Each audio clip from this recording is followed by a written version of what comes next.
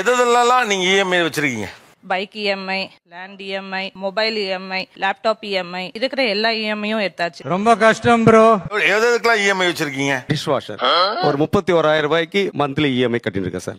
இவ்வளவு பெருசா வளர்ந்துருக்கியே, உனக்கு ஏன் இந்த வேலை? ஹோம் அப்ளையன்ஸ்ல ஏர் ஃப்ரையர், ஹெட்ஃபோன் ஒன்று ஆஃபீஸ் யூஸ்க்காக வாங்கினேன். நீ என்ன லூசாடா? எல்லாமே இதெல்லாம் சின்ன ஐட்டம் தானே. 6,000 rupees. 6,000 ரூபாய் ஐட்டம்லாம் என்னத்துக்கு போய் இஎம்ஐல வாங்குறீங்க? இந்த டைம்ல அதை அஃபோர்ட் பண்ண முடியல, அதனால இஎம்ஐ. இந்த தெளிவு உங்களை எங்கேயோ கொண்டு போகுது. வீட்டுல ஃபயர் ஆயிடுச்சு. சின்ன கடையில தான் இருந்தோம்.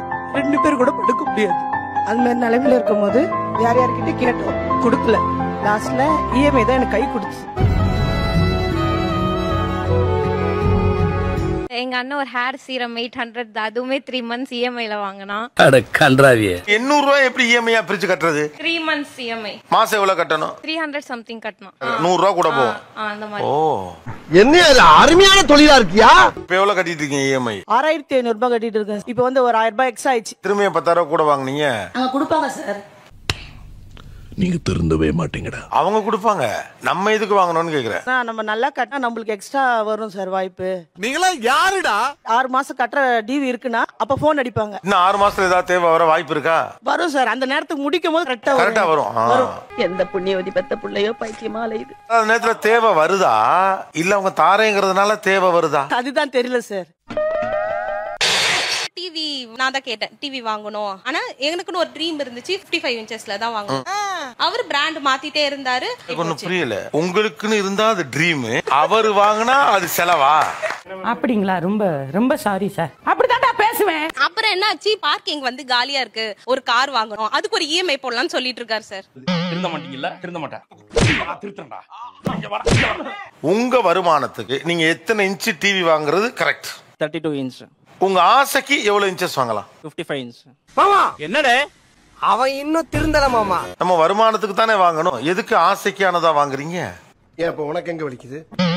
என்னோட salary எது வரைக்கும் போகுது, என்னோட சேவிங்ஸ் இந்த அமௌண்ட்ல சேவிங்ஸ் இல்ல சார். நானே வந்து மாட்டிக்கிட்டனே. லாஸ்ட் மந்த் தான் வந்து டிவி இஎம்ஐ முடிஞ்சது. இப்ப வந்து என்ன சொல்றாங்கன்னா கார் வாங்கணும். ஏன்னா அந்த இஎம்ஐ பேலன்ஸ் இருக்குல்ல, கையில ஒரு 5,000 இருக்கு, அது எதுக்கு நம்ம சும்மா விடுவானே. 5 years ஸ்கூல்ல நான் என்ன செட்டில் ஆகணுமோ அது செட்டில் ஆகணும் சார். செட்டில் ஆகுறதுங்கிறது 55 டிவி வாங்குறதா, அந்த பணத்தை சேமிச்சு வைக்கிறதா?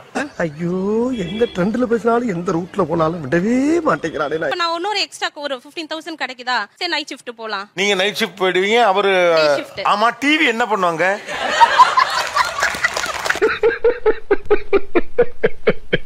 ஹவுசிங் லோன், ஹெல்த் இன்சூரன்ஸ், அது ஒரு 6 மாசத்துக்கு. அப்புறம் ஸ்கூல் ஃபீஸ். இந்த நாடு எங்கேயா போகுது? ஸ்கூல் ஃபீஸ் தான் இஎம்ஐல கட்டலாம். 2 பசங்க 40 கட்டிட்டு அது இஎம்ஐயா கன்வெர்ட் பண்ணிட்டு மாசம் இது பண்ணிக்கலாம். என்ன ஃபீலிங்ஸ்? ஒரு இஎம்ஐ போட்டு நமக்குன்னு ஒரு சொந்தமா நம்ம ஒரு வீடு வாங்கலாம் அப்படின்னு சொல்லி அவர் ஒரு வீடு வாங்கினார். அந்த ஒர்க் ப்ரெஷர்னால அவர் வந்து ஜாபை வந்து ரிசைன் பண்ணிட்டாரு. இந்த 3 மாசம் வேலைக்கு போகாம நைட்டு தூங்க மாட்டாரு. நான் என்ன பண்றதுன்னு தெரியல அப்படின்னு ஃபுல் பிளாங்க் ஆயிட்டாரு. நான் என்ன சொல்றேன், இருக்கிறத வச்சு நம்ம வந்து எவ்வளவு முடியுமோ அவ்வளவு நம்ம கேரி பண்ணி கொண்டு போலாம். வேலைக்கு போகாதனால நானும் வேலைக்கு போற மாதிரி ஆயிருச்சு. நல்லதானே? எனக்கு வீட்ல இருந்து என் குழந்தைகளை பாத்துக்கணும். இது சரியில்லை. இப்ப நீங்க போட்ட பிளான்ல இப்ப இவங்களும் வேலைக்கு போக வேண்டியிருக்க. எல்லாத்துலயும் லாஸ் ஆர் கெயின் சமமா எடுத்துக்கணும்ல சார். அதான் பிரச்சனையே. இப்ப நீங்க நடிச்சாமத்துல வேணும் எந்திரிச்சு உட்கார்ந்ததே அவங்கள வேலைக்கு அனுப்ப தானே? ஆமா சார். அப்புறம் என்ன, திடீர்னு ஏதோ ஒண்ணு ஆயிடுச்சு, எனக்கு வேலை இல்ல, நான் என்ன பண்ணுவேன்? நீ ஊரெல்லாம் கடன் வாங்கி வச்சிருவேன், யார் அடப்பா கடனை? என்ன கடன் வாங்கியிருக்கோம்? ஹவுசிங் லோன் போகுது, அதுவே பெரிய கடன் தான். அந்த கடனுக்கு தான் 3 வருஷமா இப்ப நான் வேலைக்கு போயிட்டு இருக்கேன். இப்போ வேலைக்கு போவேனா? நான் போகணும்னு சொல்லலையே. என்னால ஸ்ட்ராங்கா என் குடும்பத்தை ரன் பண்ண முடியும் அப்படின்னு அவர் ஓபன் ஸ்டேட்மெண்ட் கொடுக்க சொல்லுங்க. நான் நாளைக்கே என் வேலையை ரிசைன் பண்ணிடுறேன். அது சரி, நான் தான் உங்கள்கிட்ட மாட்டிக்கிட்டேன்ல. வாடகை வீட்டுல இருந்து ரொம்ப புலம்பி ஒரு சொந்த வீட்டை நோக்கி புஷ் பண்ணது யார்? நான் தான். நீங்க. இஎம்ஐ நோக்கி நகர்த்தினது நீங்க. அப்புறம் எப்படி எல்லா பொறுப்பையும் அவர் மேல தள்ள முடியும்? ஏன் கட்டல? நான் மட்டும் கிடையாது, அவரும் சேர்த்து தானே. பெண்கள் என்ன பண்ணிருக்கீங்க நிறைய பேர்னா, பொறுப்பெல்லாம் உன்னுடையது, கருத்து மட்டும் என்னுடையது. இது என்ன கதை? ஏன்னா நான் இழிச்ச வாய பாருங்க, எதிர்த்து கேள்வி கேட்க மாட்டேன்ற இலக்காரம் தான்.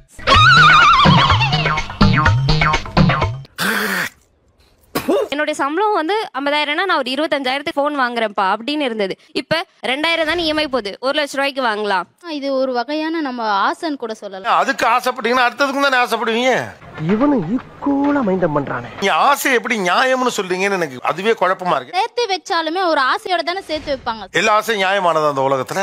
அது அப்புறம் என்ன எப்படி நம்மால் பின்றேன் பாரு. சேர்த்து வச்சு வாங்குறேன் வச்சுக்கோங்க, கையில பாதி காசு இருக்கு, கண்டிப்பா அந்த டைம்ல ஒரு பைக் வேணும்னு தோணுது, நான் பாதி பே பண்ணிட்டு பாதி இஎம்ஐ போட்டுறேன்.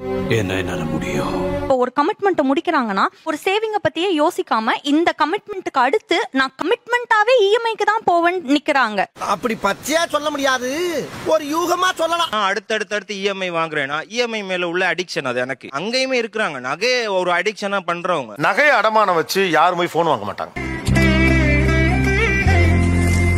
நகையை அடமானம் வைக்கிற போதே அது தேவைக்கானதாக இருக்கிறது. ஆனா இஎம்ஐ என்பது உங்கள் ஆசைகளுக்கானதாக இருக்குது. அங்கதான் டிராப் மாட்டுது. இவனை ஈஸியா ஏமாத்தறலாம். போங்க गाइस, அட்டாக். நம்மளை ஏமாத்தக்கூடிய விஷயங்கள் மார்க்கெட்ல எல்லாத்துலயுமே இருக்கு. எது தவறோ அதை கேள்வி கேட்கறது சரியா? தவறு அங்கேயே இருக்கட்டும், நான் உஷாரா இருந்துக்கிறேங்கிறது சரியா? சும்மாவா? நம்ம சங்கத்தோட ரத்தம் உடம்புல ஓடுது இல்ல. நீங்க இது எப்படின்னு கேட்டா, உன்னை சுத்தி குழிகள் இருக்கும், நீ வேற இருன்னு சொல்றீங்க. நான் அப்படி சொல்ல, குழிய மூடுன்னு சொல்றேன். கேட்டா பையன் சார் இந்த பால்சாமி. ஏன் இஎம்ஐ போகலாம்? மத்தவங்க கிட்ட கடன் கேட்கறதுக்கு கூச்சம் இருக்கும்போது இஎம்ஐ சப்போர்ட் பண்ணும் சார். எந்த கூச்சமும் இல்லாம என்னால கேட்டு கடன் வாங்கி திரும்ப கட்ட முடியும். நீ அப்படி வரியா? என்னுடைய சம்பளம் 20,000. அதுல நான் எல்லா செலவையும் பார்க்க முடியாது. எல்லாத்தையும் இஎம்ஐல நிறைய பொருள் வாங்குறேன். எனக்கு இஎம்ஐ நல்லதா படுது. இஎம்ஐ வந்து ஒரு கமிட்மெண்ட் எனக்கு கொடுக்குது. நான் வந்து இஎம்ஐ போகணும்னு. பட் ஆக்சுவலி அது கமிட்மெண்ட் கிடையாது, அது ப்ரெஷர் ஆகுது. ஒரு 20%க்கு மேல போகாம பாத்துக்கிட்டோம்னா அது வந்து நமக்கு ப்ரெஷரா இருக்காது. ஒருவேளை இருக்குமோ ஒருவேளை இருக்குமோ. இஎம்ஐ ஆப்ஷன் போறதுக்கு ரீசனே இன்னும் அசெட் கிரியேட் பண்ணணும்னு அவங்க முடிவு பண்றதுதான். உங்களுக்கு இருக்கு, நீங்க கிரியேட் பண்ணிட்டு போறீங்க. நீங்க நல்ல வேலையில இருக்கீங்க, நீங்க கிரியேட் பண்ணுங்க. எனக்கு நான் கிரியேட் பண்ணிக்க வேண்டாமா? அப்ப இப்படி இருந்துக்கட்டுமா நானு? ஏன் இது கொஞ்சம் அலுப்பையும் சலிப்பையும் தருவதாக நினைக்கிறீர்கள்? சமூகம் சாதி மதம் சார்ந்து நடிக்கிறாங்கல்ல, சோ அது வந்து திரும்ப திரும்ப ரிப்பீட் ஆயிட்டே இருக்க மாதிரி எனக்கு ஒரு ஃபீல் ஆகுது. உண்மை இல்ல இயர்லி 2 படம் தான் போவேன். சோ அங்க போய் நான் கஷ்டத்தை பார்த்து இம்பாக்ட் ஆகி அழுதுட்டு வர நான் விரும்ப மாட்டேன். அரசியல் இருப்பதனால தான் சோகமா இருக்கும் படங்கள் வருகிறது அப்படின்றது கிடையாது. இன்னொன்னு அதே சோகமான படங்கள் நீங்க வந்து 3ஆம் பிறை, வாழ்வே மாயம், அழகின்னு எல்லா காலகட்டத்திலயும் சோகமான படங்கள் இருந்திருக்கு.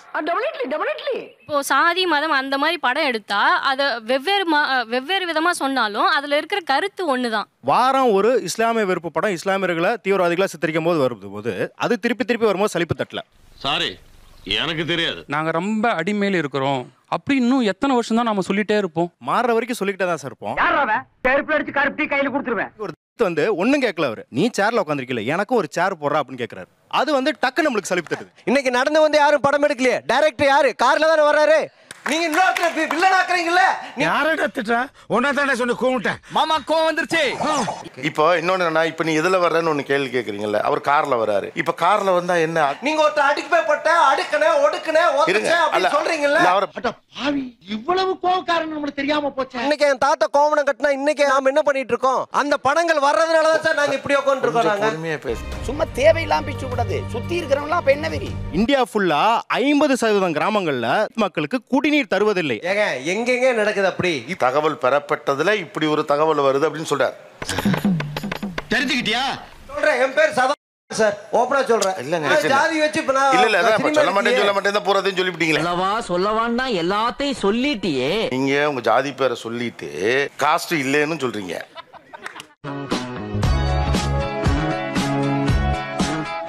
நான் கொங்கு பகுதி சேர்ந்தவன். சரி, அந்த பகுதியில இந்த மாதிரி கிடையாதுங்கிறேன். சங்கர் கௌசல்யாவும் கோகுல்ராஜும் எந்த பகுதியை சேர்ந்தவங்க சார்? உடுமலை பகுதி தான்.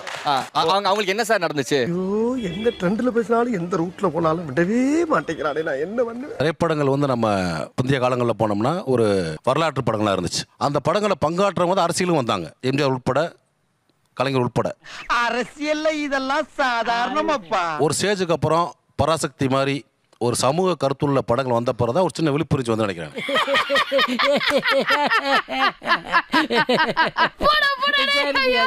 நான் சிம்பிளா ஒரு படம் பார்க்க போறேன், அங்க எதுக்கு இந்த இதெல்லாம் சொல்லி என்னை மன நெருக்கடிக்கு ஆளாக்குறீங்கன்னு சும்மா நடக்குது ச்சே அப்படின்னு எனக்கு ஒரு அழுத்தம் வருது தெரியுமா? அந்த அழுத்தத்துக்கு பதில் அந்த படம் கொடுக்கல சார். என்னடி சொல்ற? நீ என்ன சொல்ற? ஜெய் பீம் படத்துல சூர்யா கையை பிடிச்சி மேல கூட்டு வந்தாரு. அந்த எல்லா சேம் மூவிஸ்லயும் அந்த ஆன்சரை ஏன் கொடுக்க மாட்டீங்க? இவ்வளவு விஷயத்தை தெரிஞ்சு வச்சுக்கிட்டு நீ ஏன் அவ்வளவு சும்மா இருக்க? அதுதான் கரெக்டா புரியுது. எனக்கு ஜெய் பீம் இதுல எல்லாத்துல இருந்தும் தனியா தெரியுது. ஏன்னா சூர்யா சார் எனக்கு ஆன்சர் சொல்லியிருக்காரு. நானா? என்ன கொடுத்துற நீ? சொல்ற படத்துலலாம் என்னோட அந்த மன அழுத்தத்தை அதிகம் பண்றீங்களே தவிர ஆன்சர் கொடுக்க மாட்டீங்க. ஒண்ணு ஆகலையோ. பொலிட்டிக்கல் சினிமாங்கிறது நிறைய இருக்குமா? இப்போ இன்னைக்கு ஊழல் இருக்குன்னா ஊழல் சார்ந்த விஷயத்தை டிஸ்கஸ் பண்றது கூட பொலிட்டிக்கல் தான். அப்படியா? ஓ, அதுவே உங்களுக்கு தெரியாதா? இப்போ எல்லாருமே ஒரே முகத்துல எங்க கோவமாயிடுறீங்கன்னா சாதி சார்ந்த படங்களை எடுத்தோன்னே எல்லாருக்கும் பயங்கர கோவம் வருது. பயப்பிடிச்சிட்டான். எல்லாம் டெக்னாலஜி. ஏன்னா இது பல நாள் பிரச்சனை. பொது சமூகத்துல இருக்கக்கூடிய பிரச்சனையை பொதுவா எடுத்து டிஸ்கஸ் பண்ணதான் வேணும். என்ன சார் இப்படி சொல்றீங்க? வேற என்னையா? என்னைய பாதிக்குதுன்னு நீங்க சொல்றது இருக்குல்ல, 1000-2000 வருஷமா பாதிக்கப்பட்டிருக்காங்க அவங்க. புரிஞ்சதா? ஊழல் பற்றி ஒரு படம் வருது, அதுவும் அரசியல் சமூக படம் தானே. அந்த படம் உங்களை ஏதாவது காயப்படுத்துதா? அதான் இல்லங்கிறேன். நீ எதுக்கு அதெல்லாம் கனவுல எதுக்கு பதிலுக்கு சொல்லணுங்கிறேன். ஊழல் பற்றின ஒரு அரசியல் சமூக படம் வரும்போது உங்களுக்கு குற்ற உணர்வு ஏன் வரல? எனக்கு நீங்க சொல்றது புரியலையே டாக்டர். புரியல. தப்பு பண்ணும்போது வரலாம் சார். தப்பு பண்ணல, அதனால வரல. உங்க இன்விகேஷன் செக்ஸ் கரெக்டா இருக்கு. செக்ஸா பேக்ல போ. ஜாதி படம் மட்டும் ஏன் குற்ற உணர்வு வருது? நாங்க பண்ணிட்டோமோ பண்றோமோ தப்பு நடக்குதோ நாம என்னப்பா செய்யறது? நாம ஒண்ணு நினைச்சா தெய்வம் ஒண்ணு நினைக்குது. ஒருவேளை நடக்குதோ கவனமா இருக்கணும் அப்படின்னு ஒரு எண்ணத்தை உண்டாக்குது தானே. Yes sir. அப்படி பச்சையா சொல்ல முடியாது, ஒரு யூகமா சொல்லலாம். நல்லது தானே அது. நல்லதுதான் சார். அப்புறம் என்ன? கண்டினியூவா வேணானு சார். அவன் இன்னும் திருந்தல மாமா. உண்மையை எதிர்கொள்றதுலயே அவ்வளவு நடுக்கம் வருது, எனக்கு புரியல. தம்பி, இது மாதிரி 4 பேர் கேள்வி கேட்டிருந்தாங்கன்னா நாங்க திரும்பி ரிப்பீட்டா எனக்கு நீங்க இதை சொல்றீங்க. நீங்க சொன்ன அந்த ஊழலை சொல்லுங்க, பெண்ணடிமைத்தனத்தை சொல்லுங்க. இது சரிப்பட்டு வராது. இறங்கிற வேண்டியது. ஒரு டைரக்டர் ஒரு கிரியேட்டர் சக்சஸ் கொடுத்தா சம்பளம் கொடுப்பான் ஆட்டோமேட்டிக்கா. அந்த ஒடுக்கப்பட்டவங்களுக்கும் நசுக்கப்பட்டவங்களுக்கும் கொடுக்காத, நீயே சேர்த்து வச்சுக்கோ. அதெல்லாம் தப்பான வார்த்தை யூஸ் பண்ணாங்க எப்பயுமே. அப்படிங்களா? ரொம்ப ரொம்ப சாரி சார். அப்படிதான்டா பேசுவேன். சின்ன சம்பளம்லாம் வாங்கல, கோடி பல கோடி வாங்குறீங்க. அதுல உங்களுக்கு ஏன் போறாம? ஒரு கோடி கொஞ்சம் அதுல உங்களுக்கு ஏன் போறாம? ஜனங்களுக்குன்னு ஒரு செலவு பண்ணிருக்கீங்களா? நீங்க பாத்தீங்களா? பண்ணல அவங்க எல்லாம் பண்ணல, நீங்க பாத்தீங்களா? கவர்மெண்ட் இருக்கு கூட நீங்க சொல்றீங்க. மகளிரை பத்தி சொல்றாங்க, மாதர் சங்கம் இருக்கு. அதுக்கு மனப்பாடம் தானே சார். நான் சம்பாதிக்கிறேன்னா கொடுக்கற கூட ஏன் சார்? என்னையா கோடி கோடியா சேர்த்து வச்சு எங்கயா கொண்டு போய் செத்தா கூட அருணாகுடி அத்து விட்டுட்டு தான் உள்ளத்தை கொண்டு போய் போதைக்கிறா. நசுக்கப்பட்டோம் இது பண்ணோம், அதே அவ்வளவு கிண்டலா சொல்றீங்க. நசுக்கப்பட்டிருக்கிறார்கள்ங்கிறது அவங்க நெருக்கடி தானே. எங்கயாவது நசுக்குறாங்க பிதுக்குறாங்கன்னு அதேதான் ஊர்ல கேளுங்க. அதுக்கு பக்கத்துல ஊர் கேளுங்க. அதெல்லாம் இருக்கட்டும். இதுக்கெல்லாம் ஊருக்கு போக முடியாது. ஒண்ணுமே கிடையாது. என்ன ஜாதின்னு கூட தெரியாது. ஜாதிகள் இல்லையடி பாப்பா. மெட்ராஸ் தான் எனக்கு தெரிஞ்ச தமிழ்ல மிகப்பெரிய பொலிட்டிக்கல் படம். தப்பான வார்த்தை யூஸ் பண்றீங்க, கொச்சையா இருக்கு இந்த வார்த்தை. அந்த வார்த்தை ஏன் கிண்டலாக்குறீங்க? பேச்சை கேட்டா கிடைக்கிறது கிடைக்காம போயிடும் போல இருக்கே. கிடைச்ச பணத்தை உண்மையிலேயே நெருக்கடி வாழ்க்கையை சந்திச்ச ஒருத்தருக்கா கொடுத்தீங்க? பல பேர் கொடுக்குற சார். இன்னைக்கு எனக்கு தெரியாது. சமூகம் இந்த இடத்துக்கு மாறி நல்லா வந்திருக்குப்பா அப்படின்னு ஒரு படம் எடுத்தா என்ன? ஏன் அந்த பக்கம்லாம் போகவே மாட்டேங்கிறீங்க? கட்டபொம்மன் குதிரை ஓட்டெல்லாம் காட்டிட்டு போற பக்கம் ஒரு தூக்கில போட்டதை காட்டுங்க அப்படின்றாரு. வலுக்கட்டாயமா நான் போய் இன்னொரு பக்கமும் பேசுவேன். நானே 2 பக்கமா வாலிபால் விளையாடுறதா எல்லா படமும் எடுக்க முடியும். கோயம்புத்தூர்ல முக்கிய கைது பண்ண மாட்டாங்களா? இந்த டக்கால்ட்டி வேலை என்கிட்ட வச்சுக்காத. நல்ல திரைப்படம் எப்படி இருக்கும்னா கருத்து சொல்லக்கூடாது, அந்த சமூகத்துல நடந்த ஒரு விஷயமா இருக்கணும். என்னோட அரசியலை சொல்ல போறேன் அப்படின்னு இருக்க கூடாது. விடுப்பா, இதெல்லாம் அப்படிலாம் விட்டுற முடியாது மேடம். அது அந்த பெயின் அவங்களுக்கு அனுபவிச்ச அந்த வலி, அதை என்டர்டைன்மெண்டோட கொண்டு வர்றதுக்கே ஒரு பெரிய பெயின் இருக்குல்ல. தன்னோட வலியை சொல்லி அதை என்டர்டைன்மெண்டா மாத்தி உங்ககிட்ட கொண்டு வந்து சேர்க்கும் போது எந்த பயனும் இல்ல. நீங்க உண்மையிலேயே வருத்தத்துக்குற ஒரு விஷயம் என்ன தெரியுமா? அவங்க வாழ்வியல் உங்களுக்கு வாழ்வியலா தெரியலையா? சர்பாட்டான ஒரு படத்தை நீங்க இங்க இருந்து அங்க கொண்டு போயிட்டீங்கன்னா உங்களுக்கு இதெல்லாம் தெரியாது. அவங்களுடைய இசை, அவங்களுடைய எமோஷன்ஸ் எல்லாத்தையும் எடுத்துட்டாங்க. உங்களுக்கு என்னன்னா அந்த வாழ்வியல் முறை உங்களுக்கு வேற ஒன்னு டிஸ்டர்ப் பண்ணுது. கரெக்ட்பா.